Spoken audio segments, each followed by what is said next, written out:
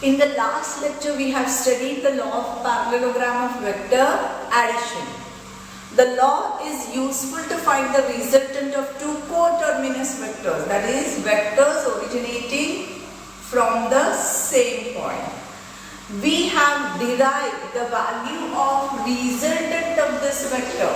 So, resultant of the vector, the magnitude of resultant of this vector is given as under root p square plus q square plus 2pq cos of theta, right? If the two coterminous vectors are vector p and vector q, correct, with angle theta in between them, then their resultant by law of parallelogram of vectors we have derived to be the resultant vector, which is the diagonal of the parallelogram drawn from the point of origin of these two vectors. So this is the resultant which will be equal to vector p plus vector q, isn't it? And we have got the magnitude of this resultant vector r as p square plus q square plus 2pq cos theta. Also we have found the direction of this vector, and direction of this vector will be given by tan of the angle alpha. How do you give? It is given by tan of the angle alpha, and this value is given as tan alpha is equal to q sin theta upon p plus q cos theta, right? So we have derived the values of the magnitude of the resultant of these two coterminous vectors, vector p and vector q, and also we have derived the direction of that resultant vector. Getting it? Now, if we have the angle between vector r and vector q as beta, vector r and vector q as beta, then we can get the direction in terms of tan of this angle beta, and it is given as tan of beta will be, now here in place of q will come p sin theta upon q plus p cos theta.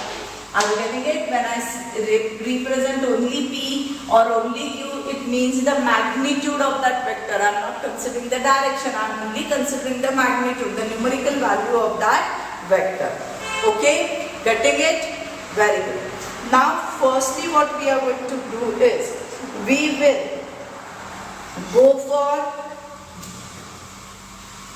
finding out, or we'll go for some numericals that are based on this law of parallelogram of vectors. Actually, in the Saturday's test, I have given you one such problem, and many of you have solved it, okay? And I'm really very happy to see the way you are attempting the questions in physics as well as in biology. So keep it up, students. That is going to help you a lot to build up all your concepts. So your own approach towards a problem.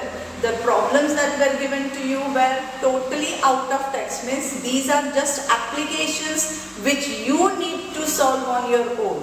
And you are attempting it, you are trying to solve it, and most of you are getting it perfectly correct. Yeah, we are very, very happy to see that. Okay, so now let us go for the next part of our chapter.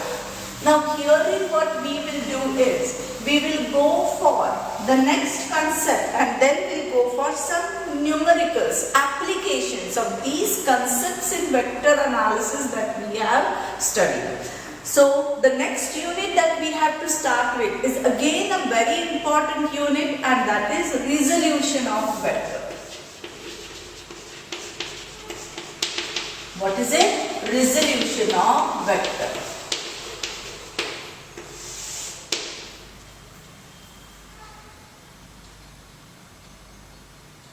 Okay.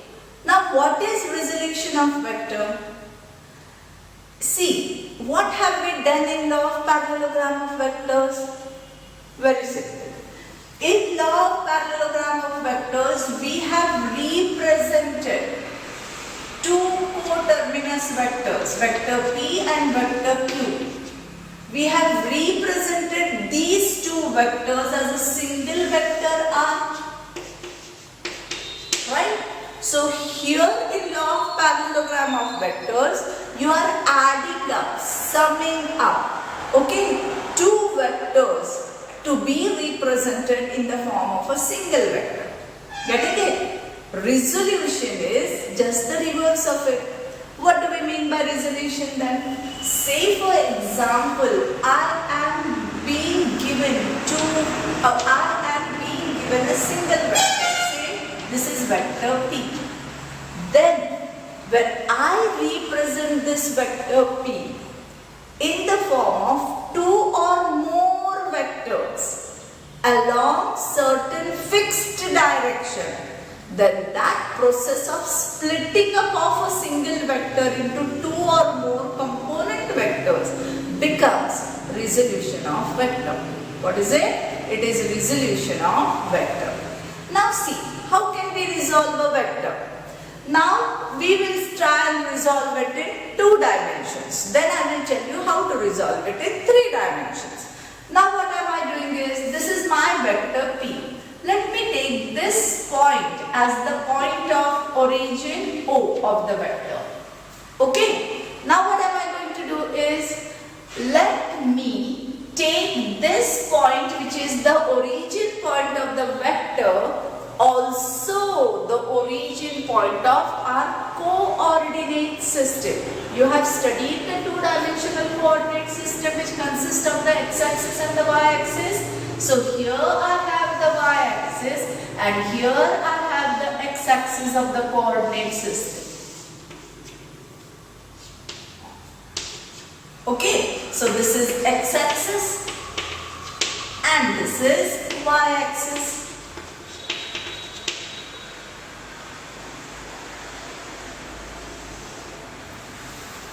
So here is the y-axis and here is the x-axis of the coordinate system. Okay, now what am I going to do is, let me project this vector P on the x-axis as well as on the y-axis. Now project करना मतलब क्या करना है? ये जो point है, यहाँ से हम perpendicular draw करेंगे. ये हमने परपेंडिकुलर ड्रॉ कर लिया एक्स एक्सिस के ऊपर. सेम वे हम परपेंडिकुलर ड्रॉ करेंगे वाई एक्सिस के ऊपर. Okay, so let me take this edge A, this edge B and this edge C. Are you getting it students? Simple thing. अब देखो ये जो क्वाड्रिलेटरल तैयार हुआ है OBAC, is it not a parallelogram? Obviously it is a parallelogram. And if this is a parallelogram, this becomes the diagonal of the parallelogram, right? Now you go to the law of parallelogram vectors and just go in the inverse way. If this is the diagonal, then this should be one of the vector and this should be another vector. Getting it? So what have I done, students? I have split this vectors into 2 component vectors. अब इस vector P को मैंने 2 vectors में split up कर लिया है ना. एक वेक्टर की जो x एक्सिस के ऊपर है, this vector let me take it as vector Px because it is along the x axis. And I have got the other component, other part of this vector along the y-axis. Let me take this as Py, vector Py. Now what can I say? Vector Px and vector Py are the resolved parts of vector P. क्या बोल सकते हैं हम? Vector Px and vector Py are resolved parts of vector P. Getting it? So what have I done? I have resolved the vector P along the direction of x-axis and the direction of y-axis into 2 component vectors. This splitting up of a vector in two or more component vectors is called as resolution of vectors. What is it called? Resolution of vectors. Have you understood it? So let us write down what is resolution of vector.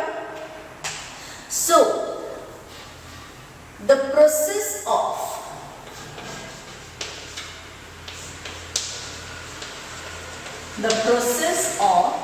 splitting of a vector,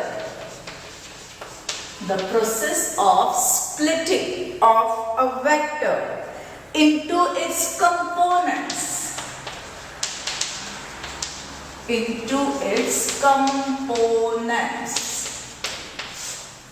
is called, what do we call it?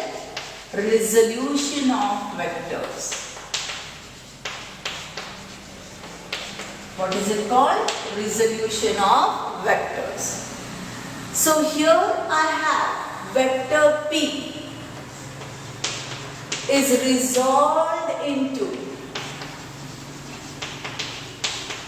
two components. Into how many components we have resolved this vector P? In two components. One along the x-axis, and what is that component? That component is vector Px. And second, along the y-axis.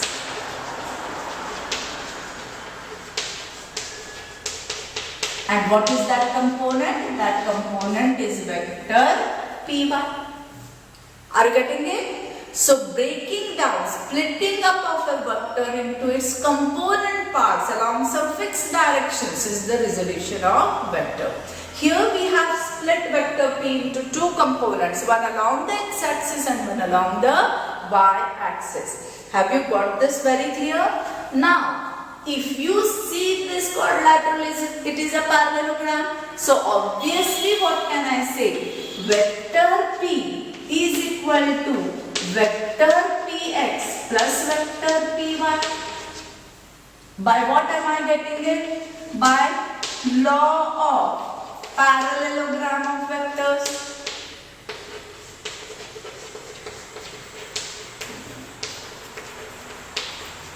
Right? So vector P will be equal to vector Px plus vector Py. Are you getting it? Very good. Now what can I do is, I have seen the unit vectors. Unit vectors along the x-axis is vector I, along the y-axis is vector j, and along the z-axis is vector k. Okay. So this unit vector will help me separate the magnitude and direction of this vector which is along the x-axis as well as the magnitude and direction of this vector along the y-axis. So what am I taking is, I am representing the direction of this vector Px, as a unit vector, and this unit vector along the x-axis will become vector I. And as it is a unit vector, we are going to denote it as small case letter, and unit vector will always be written as n-capped vector. उसके ऊपर टोपी डाल दो. So this is vector I, unit vector along the direction of x-axis. Similarly, the unit vector along the direction of y-axis will be n-capped vector j. Isn't it, students? So I can write vector P is equal to Px, magnitude is separated, into vector I.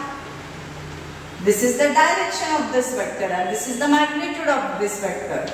Plus, I separate the magnitude of vector Py as Py into direction of this vector is vector n-capped vector j. Getting it? So what do I get? Vector P is equal to Pxi plus Py j, where n-capped vector I and n-capped vector j are what? Unit vectors in the direction of x-axis and y-axis respectively. So here where n-capped vector I and n-capped vector j are, what are these?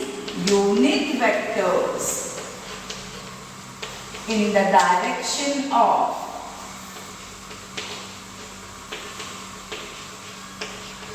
x-axis and y-axis respectively.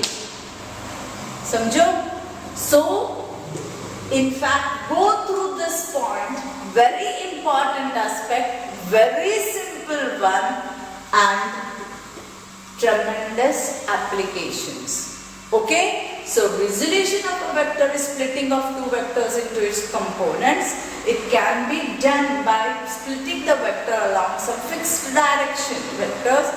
We can resolve a vector into two components along the x-axis and y-axis, and that vector then can be represented in this manner. Okay, make a note of this, draw this figure, very important concept.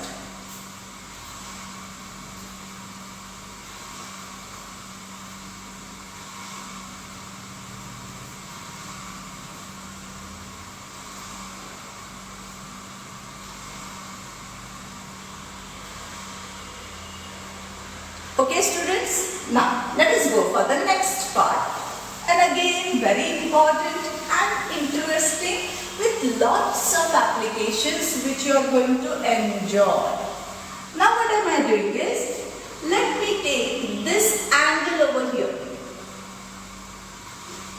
this angle over here as theta. In fact, what I am saying, that the angle between this vector P and vector Px, let this angle be theta. So what is my consideration? Let vector P make an angle theta with x-axis. So this angle AOB, I am taking it as theta. So what I am taking, angle AOB equals to theta. Okay? Now, if this angle AOB is equal to theta, then cos of theta, let me apply the trigonometric ratio, cos theta is adjacent side upon hypotenuse. So cos theta will be equal to OB upon OA, but magnitude of OB will be equal to PX, magnitude of OA will be equal to P. Getting it? So what am I getting? Cos theta, here this is representing in magnitude and direction the vector P, isn't it? So इसका magnitude कितना रहेगा? ये arrow head निकाल दो, direction निकाल दो, तो magnitude कितना रहेगा? P. इसका magnitude कितना रहेगा? Px. So what do I get? Cos theta is equal to OB upon OA is equal to Px upon P. Sure. Therefore, from this what will I get? Therefore, take this P over here. P cos theta is equal to Px. Let me take this as equation 1. As I have applied cos trigonometric ratio, I will apply the sine trigonometric ratio.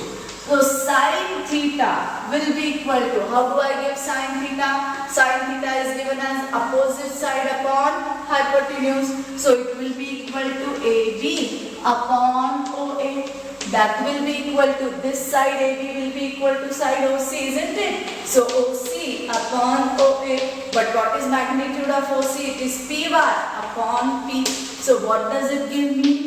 Therefore, P sine theta will be equal to PY. This is my equation number 2. Are you getting it, students? P sine theta is equal to PY. Now, in right triangle AOB, ABO, isn't this a right angle triangle? What can I say? P square is equal to Px square plus Py square. Magnitude of this side will be Py V1, apply Python